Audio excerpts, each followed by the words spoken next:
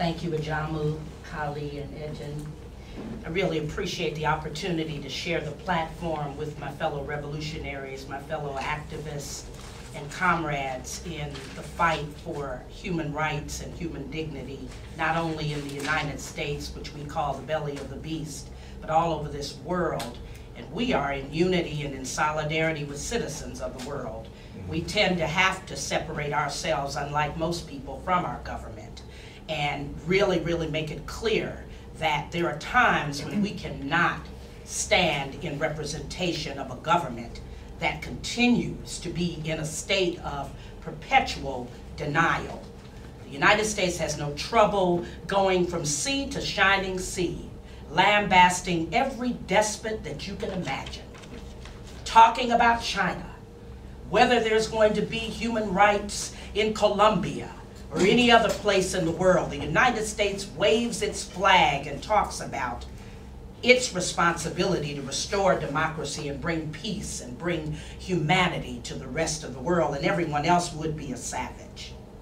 But in the midst of that bombast, in the midst of that hypocrisy, there are places like the place where I come from, the place of my mother and father, the Mississippi Delta, where 43% of the population, which is predominantly African American, lives in extreme poverty that has been marked by race discrimination and caused by the continuing Jim Crow discrimination that we experience.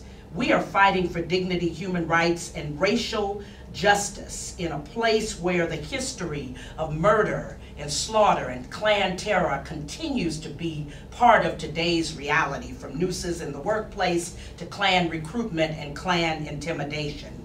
Yet in the face of that, once again, our nation, the United States, has proven itself to be an empire that bears watching, has proven itself to be an empire that has to be called out for failing, once again, to be accountable to its citizenry. And why do we say that? We say it because the United States is a place that is still dripping with the blood of human rights martyrs and innocent victims. It is a nation still in the 20th century, standing in the shadows of racial terror and institutionalized discrimination. It is time for the United States to come out of denial, to take responsibility, to be accountable for the eradication of all forms of race discrimination. They can start by simply coming into compliance with ICERD. If they would only adhere to the same standards that the rest of the free world, the rest of the international community adheres to, that would be a step forward and bring about a whole range of relief for people who languish in poverty and race discrimination around housing, employment, and all manner of issues that affect people in the United States that people don't hear about because the United States is never held up to a light of scrutiny as far as its role as a human rights violator worldwide.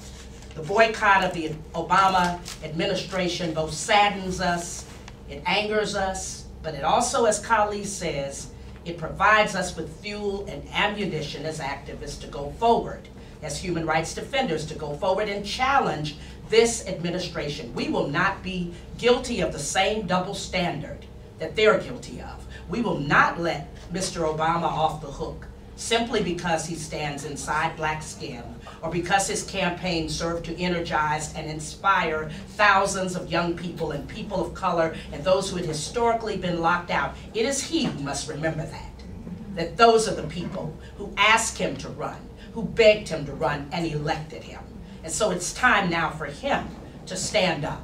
It's time now for him to show courage and to separate himself from those who continue to hide behind the shield and the false sense of what is actually on the table. We are not opposed to the liberation or the freedom or self-determination of any people. And so we will not allow ourselves to be used as the dividing factor.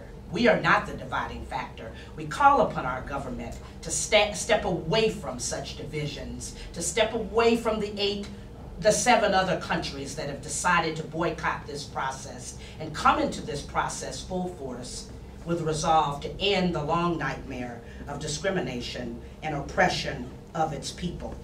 Lukewarm compliance will not suffice, Mr. Obama. turning a deaf ear to those who count on you to take a stand in these critical times will not suffice. Hiding behind even the economic crisis will not suffice.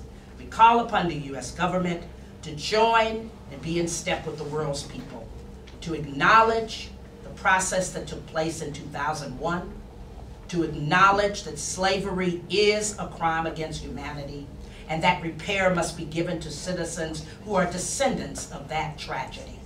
We call upon our government to do the right thing, and we welcome any fighters and defenders of human rights to stand with us and allow us to separate ourselves from a government who shames us today.